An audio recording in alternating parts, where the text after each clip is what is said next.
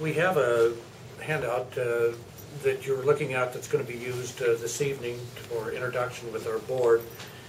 One of the things we wanted to do was try to set a context for how our decisions are being made and some of the work that's been done here over the last 6 to 7 months. One of the things you may be aware of is Seattle Public Schools is growing. And we currently this year are approximately 1,500 pupils up over the prior year. We know that for next year our initial projections are in a similar vein, currently projecting about 1,000 to 1,200 students additional for next year. One of the things that we do here in Seattle Public Schools is we have a Department of Enrollment Planning that is headed by Dr. Libros. We also brought in an outside consultant, Dr. Les Kendrick, who does work in many of the surrounding Puget Sound area school districts to help us look at our enrollment trends as well. And both Dr. Kendrick and Dr. Libros' projections are very similar, pointed towards growth over the next intermediate phase of years here in the school system itself. Our focus today is on the short term. It's on next year. We also are doing work beginning literally now in January on the intermediate and long-term picture, but the focus for this evening's meeting is on the 2012-13 school year. So we'd like to step you through and talk about a couple of things as a context, and we'd be happy to take questions. Within the presentation that we made, one of the documents you'll see is the short-term planning versus intermediate versus long-term planning. For our definition purposes, short-term planning is literally next year. And we know that we have crowded issues in a number of different areas in the school system. That is what we are currently addressing. We formed a committee, affectionately called FACMAC.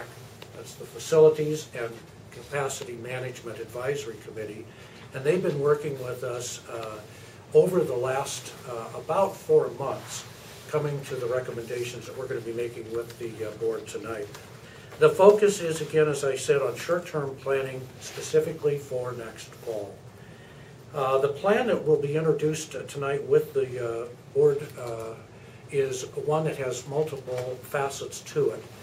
It's part to address how we will accommodate the students, but it's also on how we will actually be able to finance and pay for the work that needs to be done. One of the things we'll be asking the board to do tonight is to approve the 2012-13 New Student Assignment Transition Plan. I believe, Dr. Libros, in its second year now coming up, is that correct? Coming into the third year. We're introducing it tonight. It's for action on the 18th. Yes. And that particular plan will incorporate the recommendations that will be made in terms of portables, some reboundary work, and opening of a new school or a currently closed school. And we'll step you through that in just a moment. And also, the board action would approve the reallocation or repurposing of some of the capital proceeds that the school system currently has available to be able to finance or pay for primarily for the portables and the reopening of the school. The timeline that you see within the packet that we have provided to you, can you just step that through? Are you ready to? Let me just provide some context on the timeline. One of the issues that we were struggling with last year was how do we make sure that we get the community involved and have some very focused discussion about this enrollment growth and our projections. So in October we started to have community meetings, and you can see this on our timeline. In October, that's when we established the Facilities and Advisory Committee called FACMAC, and we began work there. They are helping us look at some of our definitions, some of our projections, and how we actually look at building utilization. So that work is ongoing, and they have provided us ongoing feedback. We then began to have more community meetings based on some of the local area needs for our particular schools. And in those community meetings, what we heard from the community was they wanted us as much as possible to keep their communities whole during this time, that we provide as little disruption to the school communities as we try and manage this growth and look at our long-range planning. So what you will see in our recommendations is incorporating that feedback from the community and from the back map. I think that we had our latest board work session on December 14th, where we submitted information, and that PowerPoint is available on the website. And we will be then doing our introductions as far as the money needed to fund that, as well as to incorporate the new student assignment plan as we move this workflow.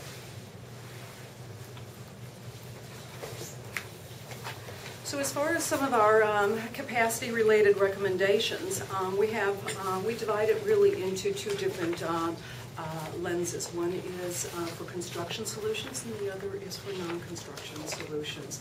As far as our recommendations, we are recommending that we open Boren. This is a school that has been closed for a period of time. It was last inhabited by Sealth while their building was being remodeled. And we're proposing that we open it up as an interim site and put a K-5 STEM program into that school. And then as far as our other construction recommendation, we are recommending that we use portables, and we expand each of the schools' capacity by adding classrooms through portables. As far as the number and the location of them, you can see that we're talking about around 25 or more portables scattered throughout the district in order to meet needs. And if you refer back to the school board presentation at the work session, it actually lists all of those in the particular schools that we're looking at. Maybe one of the comments that would be appropriate is the fact that the school system is looking at leasing portables rather than simply buying them.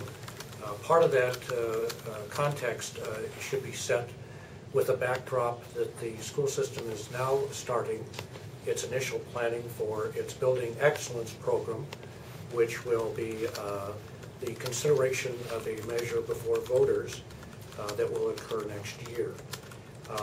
That particular program, the Becks program, will be a program that would incorporate the modification of some of our existing facilities, the expansion of some of the existing facilities, and potentially the building of several new facilities. So that is a backdrop to why right now our focus is on a short-term solution. If you will, we're bridging between the current situation to that next phase. And that is an important thing for us in terms of our planning, that we have to have an eye not only on the short term, but on the longer term picture as well. Other solutions that Peggy talked about, other than construction, are some of the non-construction solutions which school systems use regularly to address overcrowding. And those fall into primarily boundary or attendance area modifications. One of the questions that has arisen with a number of different community meetings is, why aren't we doing perhaps more aggressive boundary work at this time? And part of that is because we believe that we will be having a longer-term Building Excellence program, a next phase. Our hope and our desire is to be able to do that. And as such, we would like to do the majority of the major boundary work at that time. So our focus again on the short term are to look at the construction solutions, opening Boren, the use of portables, leased rather than purchased, and then to look at some of the non-construction solutions, which would be some of the boundary modification work. At this time, the boundary modification work is going to be what I would term fairly minor in nature.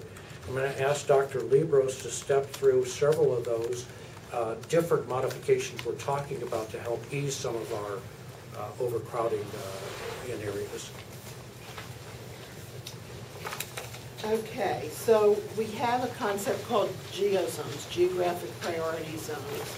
Would it be helpful for us to put in places? I don't know. Let's do this.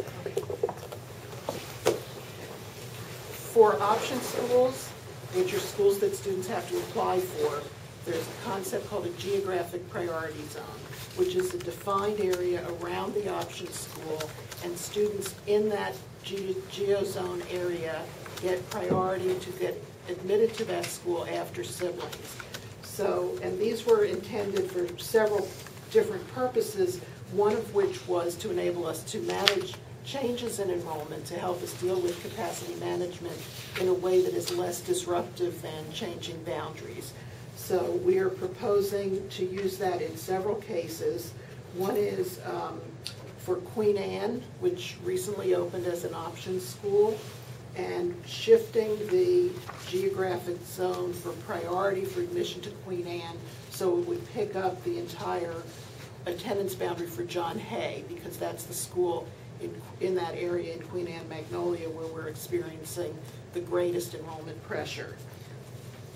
For South Shore, we're expecting enrollment pressure at Wing Luke, whereas we have excess capacity at this point in the southern part of that boundary, of that service area, and so we're recommending adjusting that priority zone to reach up and pull Wing Luke, to pull enrollment pressure off of Wing Luke. And at Thornton Creek, we're recommending aligning the geographic priority zone for that school to include the Wedgwood and View Ridge attendance areas, because those are the schools nearby that are having the most enrollment pressure. So that is the, those are the three geographic priority zone changes that we're recommending for next year. Geographic priority zones do not guarantee admission, nor do they exclude people from other areas. Then we are recommending one actual attendance area change, which would impact 3 schools, and it's to address enrollment pressure at John Stanford International School. We're proposing to move a portion of that boundary from John Stanford's attendance area to BF Day, and a small portion from John Stanford's attendance area to the McDonald attendance area. McDonald has a language immersion program similar to John Stanford's. They offer the same languages, and that currently serves students in grades K and 1. So next year, in the language immersion, the school serves K-5. But next year that will roll up to K1 and 2 for the language immersion program. And then we have just a couple of other minor changes recommended for the assignment transition plan, a simplified process for assigning twins and siblings, and a change where 5th grade spectrum students would have a guaranteed spectrum seat at their attendance area middle school. All right, I think we can open up for questions now, if anybody has any. Tracy Record from West Seattle blog, just so you know, my questions will be very West Seattle specific. And we seem to be among the most affected area. For one, I'm wondering, some readers have asked us, what happened to the mention of possibly looking at a Montessori component when you opened Boren? So that was one of the options that was looked at. There was interest that emerged from the community for a STEM program, and so that was the route that we were looking at. So they weren't, you couldn't have them both in the same building, because at the last round of community meetings, it looked as if it were sort of, they could coexist. No? Yes, there is physical capacity in order to do that.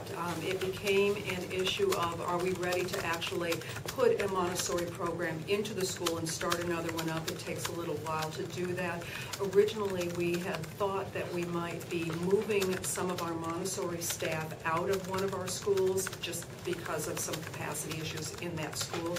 Turns out that didn't need to happen, so we don't have any staff to start it up. So it isn't off the table as far as our intermediate and long-term planning, but we are not considering it for short-term. For the four schools you talk about, Queen Anne, South Shore, Thornton Creek, and John Stanford, and of course the corresponding schools, John Hay, and Luke, and Lakewood, Butte, all that.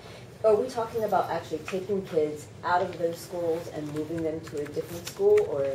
No, we'll do the same thing that we've done in the past. If there's a change, the students who are living there, who stay living at the same address, we're not going to pick them up and move them. This has to do with new children coming in. And there is an appearance, I think, from the public, given that every year there seems to be an announcement of some schools closing, some schools opening. They're like, why is it so hard to figure out, why do numbers seem to be, it seemed like last year some schools were closed, now we're dealing with this overcrowding issue. How tough is it to nail down these numbers, and is there anything that can be done to improve that? So actually, we have not closed schools for several years.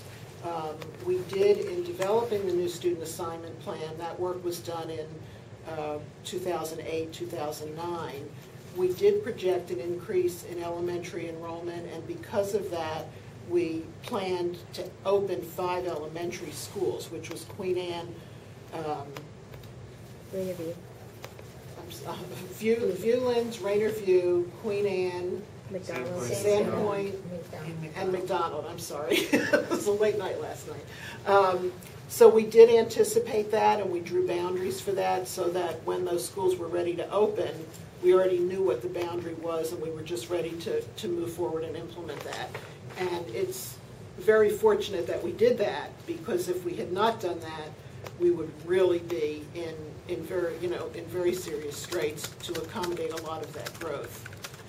Is it a hard number though to nail down as far as actually, I mean, you guys send out notices to all the students every year where they're going to be attending school, and then, we're obviously dealing with the overcrowding issue this year. Mm-hmm. So I guess my question is, how hard is it to nail down that number, and can something be improved? It can always be improved. It is hard. It is a combination of science and art. And we're looking, Dr. Kendrick has recommended some other factors that we might incorporate into our analysis, and we're looking to see if we can start doing that. We do a variety of different projections. The longer term projections, the further away you get, obviously they're less precise, because the data you're using gets older each year. What has happened is that there has been an enormous change in the relationship of the number of children born in Seattle 5 years ago and the proportion of those students, of those births, that end up in elementary school. Typically, you do not see that number change. I mean, it might change a half a percentage point or something. We have seen for the last several years big jumps in that number, and it is highly, highly unusual, both from my experience here and in other places as well. So, yes, it changes. Yes, it's hard. Yes, we usually do pretty well when you actually look at the specifics, school by school. And really, in the past, I mean, what's changed is that for so many years enrollment was declining. And so when the capital levy proposals were developed, they could look at building condition really as a very key component, because there was more space than we needed. So now we're in an entirely different environment where we have capacity issues. And so we're really doing a lot of restructuring of how we do planning between enrollment and the facilities capital construction department to kind of put in place that whole shift in approach, which is now upon us because of the changes in enrollment. The plan calls for reallocating $6.2 million from the capital budget reserve, and I'm not really familiar with what that is. So what would this money have been used for if it wasn't going to be used for? There's really two things at play there, Brian. One is, first of all, there was underspend within some of the capital construction programs that we had going on. So we had, and when I refer to underspend, we actually had a number of projects that came in under budget, and that provides some additional capacity. We also had some inflator estimates for construction costs here in the Seattle area that at the time, when the original project, the Becks plan was put together, probably were higher than what it actually turned out to be. One of the things I think most of you are seeing within the Seattle area is that construction costs themselves in some of the arenas have actually gone down. So some of our estimates of what would have been used, we have readjusted those to be current. And that does provide us the ability to be able to address the issues that we have here. And what would that have?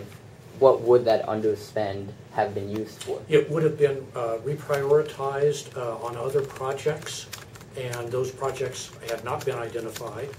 Certainly as we start now the planning for the next series of projects that would be addressed, some of those that perhaps were not addressed in the last series would have come to the surface. So there would have been a reprioritization, if you will. Right now, the prioritization is we need to accommodate the growth that we've had over this past year and for next year.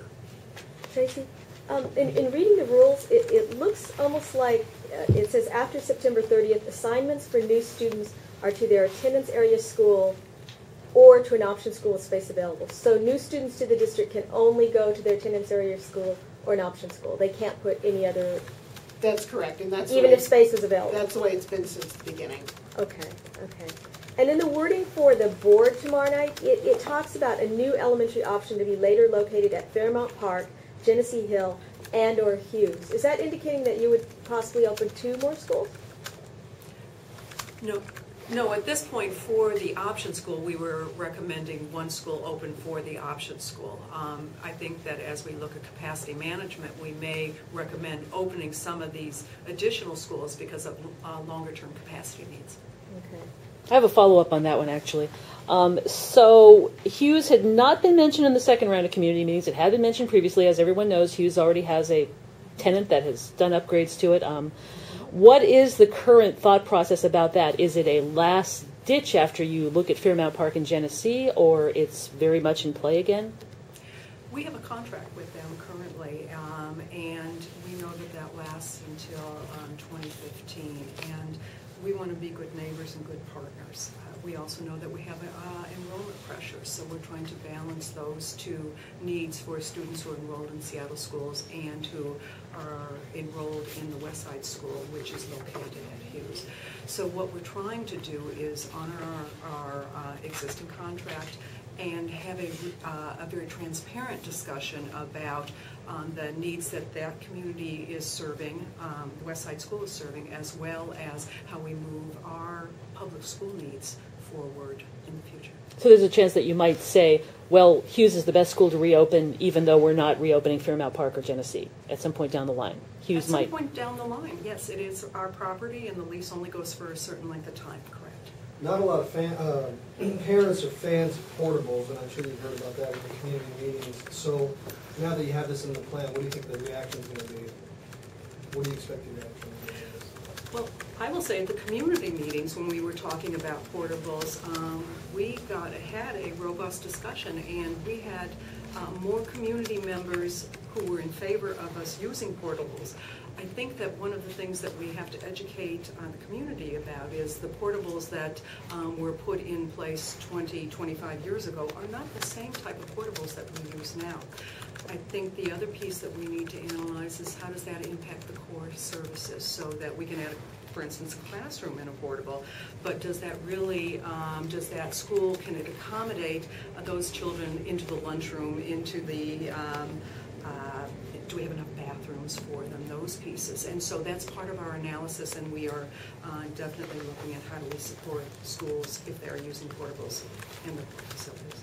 And you talk about leasing portables as opposed to buying them. What's the cost difference on that, and how does that work? Right now, a portable is running delivered on-site ready to go. I believe it was about 135. 135,000 new, but that includes everything, that includes any technology improvements, additions, and furniture. A lease portable to install, initial installation is approximately 35,000. That does include everything, furniture and technology improvements. And then with a lease, it would be, depending whether it's a single or double portable, it would be range from 1,300 to approximately 2,000 a month. And I'm trying to figure out which, of the 6.2 million, how much is coming from Boren and from reopening Boren, and how much is from doing the portables. It sounds like the vast majority is reopening Boren. The cost to reopen Boren would be approximately 2.8 to 3.1 million, and the remaining dollars would be for portables. And one of the questions that came up, you guys, are on the feelings of the public with portables. One of the reasons we're looking at leasing portables is we had strong feedback that there was a hope that these would truly be temporary, that we would be addressing, especially with our Building Excellence program, the possibility of being able to put wings onto some of our schools where space and modification possibilities exist. And I think that the public very much does not want to see portables being something that are a long-term issue. And there's a payback period in there where you can basically look at it, and in rough numbers, about 4 years, you're at a point where instead of renting or leasing, you might as well go ahead and buy that portable. Our real desire is this is a stopgap measure. And the portables would be used for only one school year or more than one? The likelihood, because of the cost of setting it there and having the transitioning, and then the kind of construction work or modification you would do, would take probably 2, maybe even 3 years. We're looking at it being a 2 to 3 year gap. So, go ahead. Sorry. What discussion has happened around classrooms in existing K-12 schools that are not used for K-12 purposes? I think that we've had discussions in the schools and with the principals related to that, as well as, for instance, some of our daycare providers. And one of the things that we want to ensure is that we disrupt anybody who's been partnering with us as little as possible. But we do realize that there are some spaces that may have been, for instance, used for storage for outside providers in our schools that we now need to reclaim for our students. I saw a daycare or preschool director speaking at a meeting a few weeks ago, so how concerned should those parents be that have their kids in a daycare or preschool that's located in a K-12 school right now? Our choice is to minimize any disruption, and we will definitely be communicating with any families as we're moving the plan forward. I think that we need to wait and see what our final enrollment projections look like against. We're monitoring that very closely. Even at our last board work session, we found out that we probably didn't need to put a portable in a particular school because they were able to manage that within the school. So we're still doing that work. So I would say that families should stay tuned. We will let them know as we know. We just don't want to catch anybody off guard. Am I correct that your final enrollment projections will only go out 6 years? It says 6+, but I don't know what that plus means. You want to comment on it, Tracy, the 5-year? We do district level 5 and 10 year projections, but remember that the kindergarten children are born 5 years ago. So once you get past 5 years, you're really doing estimates on top of estimates. So it's, you know, it's useful as a very, very global direction. It's not useful for very specific purposes, and certainly it's not useful at a very discrete level, like to know what a particular school's enrollment is going to be 8 years from now. You're not going to get that with any level of But at the precision. minimum, if you get those 5-year projections, you should know pretty quickly whether your option for portables is to lease. Because as you said, after 4 years, it becomes a wash. So then you should know whether or not you're going to buy or lease pretty soon. And we're going to have a couple of checkpoints coming up. Remember, Seattle Public Schools utilizes an open enrollment period. So here in February, parents, children will be making decisions about their school enrollment for next year. That'll help solidify for us where we're going to see the students really shaking out in all of our schools. We'll also be doing our update on our 5-year projection. And then, of course, once we hit next September, that's going to give us a next checkpoint of where this trend really seems to be continuing. Tracy, you said that the surge in enrollment is highly unusual, and I'm wondering if you have any idea what causes that. Well, there's lots of theories, and really that's all you can have is theories at this point. One theory is the effect of the economy, that families in the past who might have migrated outside of the city can't sell their house in the city, so they're staying. More people may be choosing to stay in the city because they like that lifestyle without long commutes and that kind of thing, and they're involved in a community that they want to stay in. I believe it's because a lot of parents who have contact with the school district and have their children enrolled are having a positive experience, because otherwise a lot of them, we wouldn't necessarily expect them to be staying.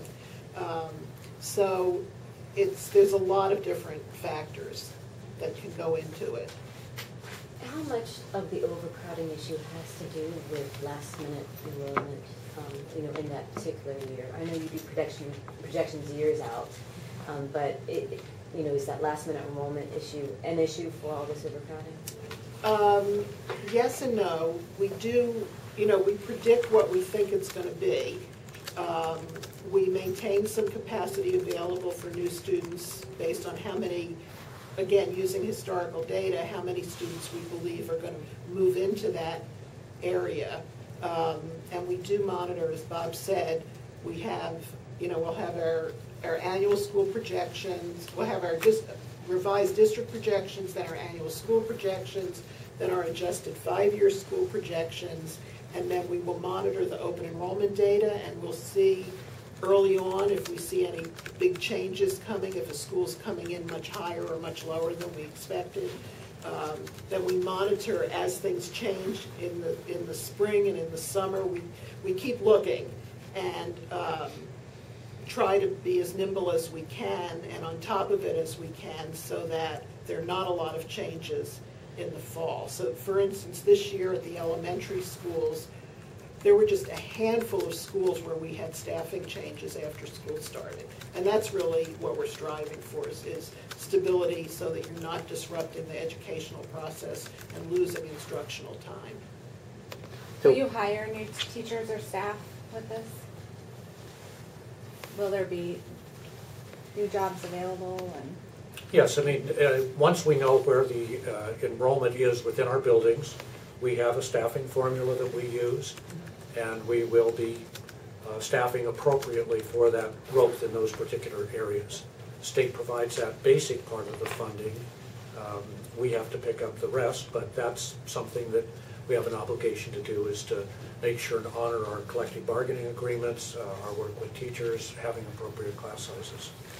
So boundary adjustments are always, sensitive topics for parents. Do you know how many incoming students are going to be affected by this, the John Stanford boundary change specifically?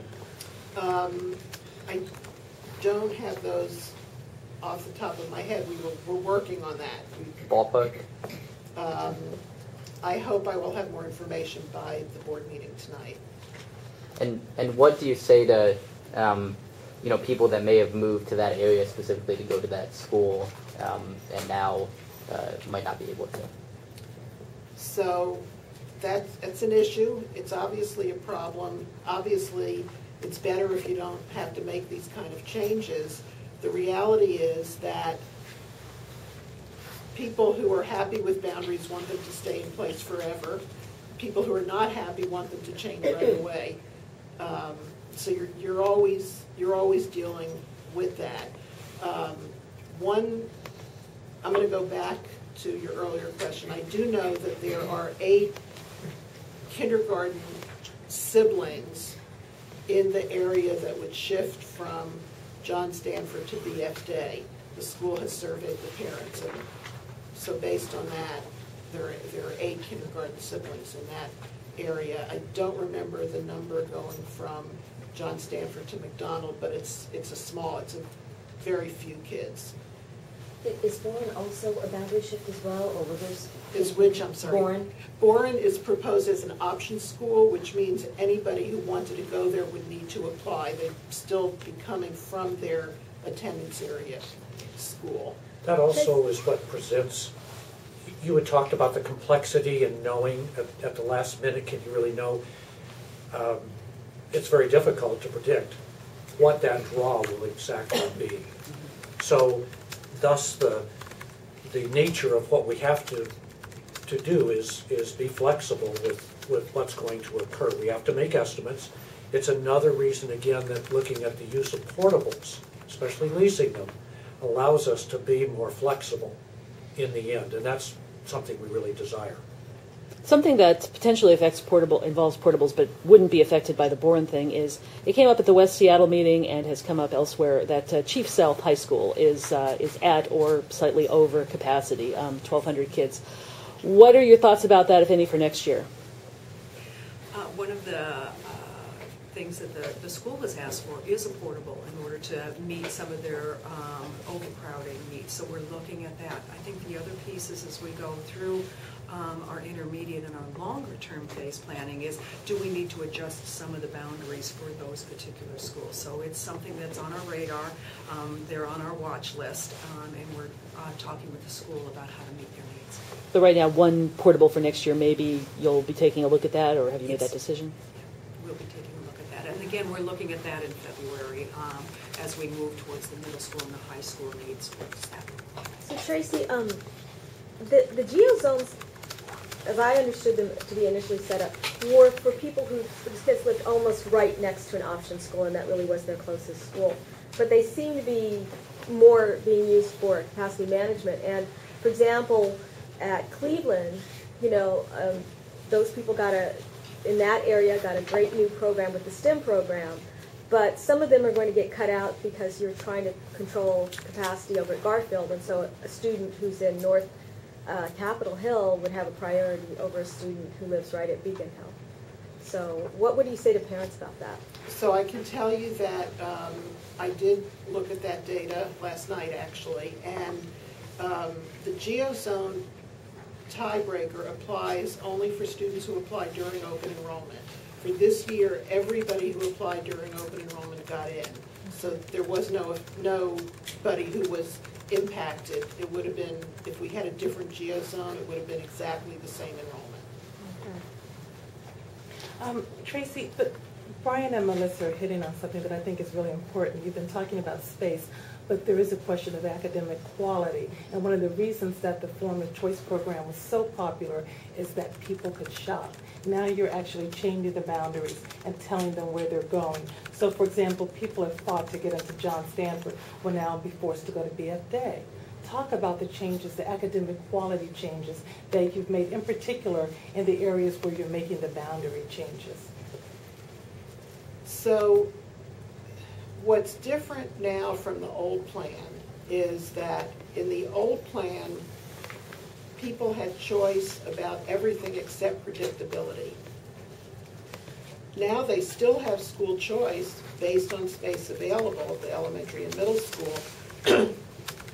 And that's the way it's been for many, many years. Well, they have a choice within their boundaries. So I guess what I'm asking you to do anybody can apply to any school, and they can go there if there's space available. Right. And that's the way it's always been. Well, when space, I say but always. that's why we're here, is to talk about the fact that there's very little space. I guess I'm asking you to, because you're going to have to do this with the public, sell them on this boundary shift and what it means in terms of academic quality.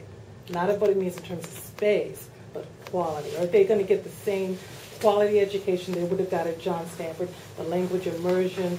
You're going to have to ramp it up at McDonald because you don't really have it there.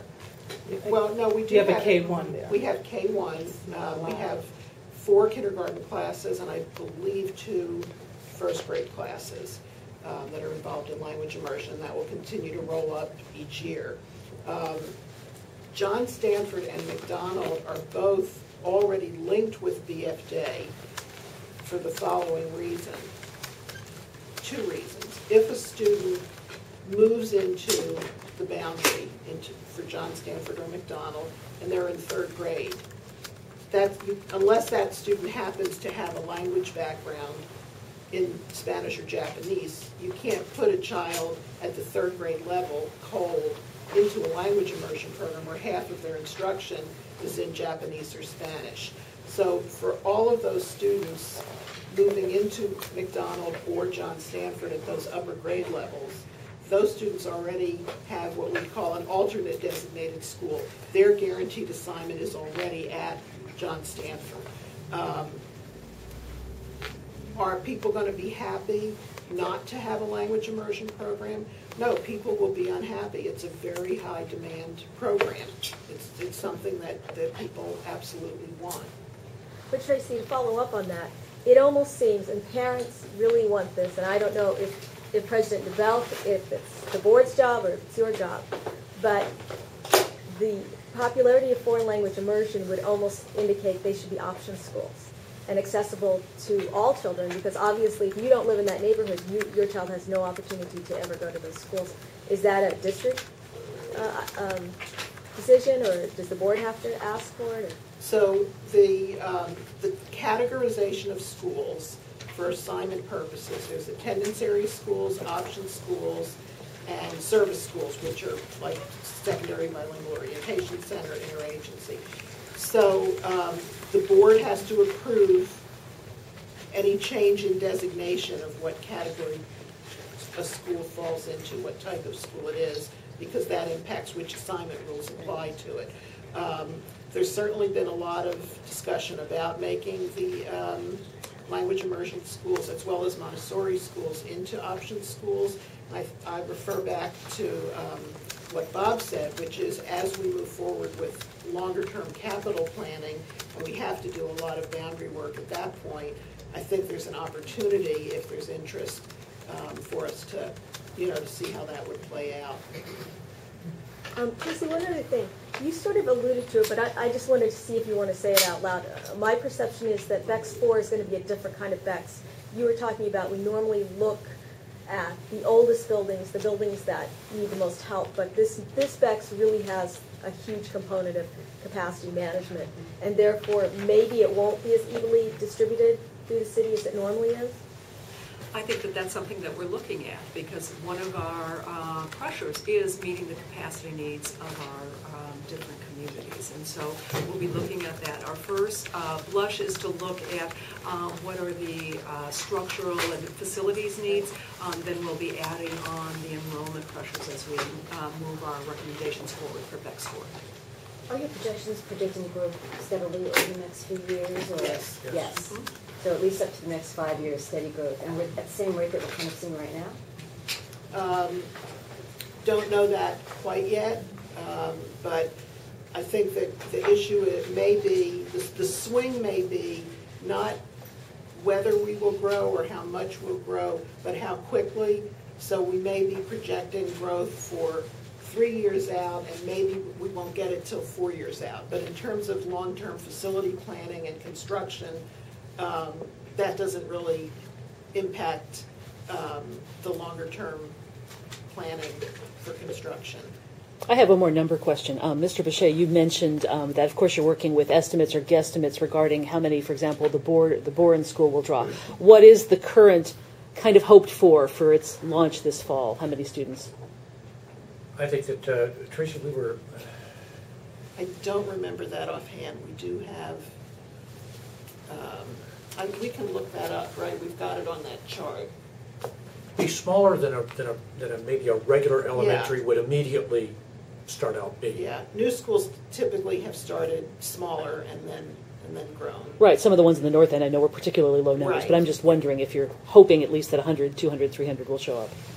And you can get that number? Yeah. Yes. Tracy, And- I can make sure you. Thank you. You guys can get Yeah. that to me, I'll get it to her. And I just wanted to say, and I know you have something you probably want to say too. Since we have to move on to the next thing very shortly, we'll take, after Bob is going to say what he needs to say, we'll just take one more question. And then if you have individual questions you want to ask of folks, we can move you into, the auditorium or out in the lobby or whatever to your individual interviews. So, Bob, go ahead. No, the importance for Seattle Public Schools right now is the fact that there is enrollment growth occurring. What we have to be so careful of is what occurred back in 2007, 8, the housing crunch, the impacts of what's going on right now, the out-migration is not occurring in Seattle as it had before. And we are experiencing growth. And while it presents challenges, it's a very positive thing as well.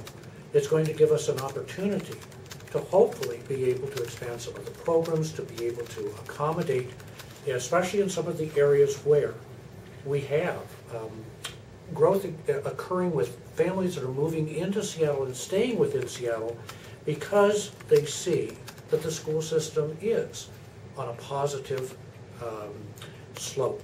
We want to accommodate that. We can't do it overnight. It will take several years, but we want to do that incrementally. And that's why we're taking a look with an eye not only towards next fall, but really with an eye more towards what will the next 2 to 3 year period really bear. And that's where the Building Excellence program is going to be so very important here. So just that context or that backdrop. The other thing is Seattle has some inventory of facilities and land that is going to enable us to be able to accommodate some of this growth long term. So in many ways, we're in a good situation from the standpoint of a long-term look. A lot of that depends upon the type of support that we will be able to have for our Building Excellence program, the hope that we will continue to have the kinds of academic programs that will be equitable across the district that will attract and retain families here in the district. That certainly is our desire.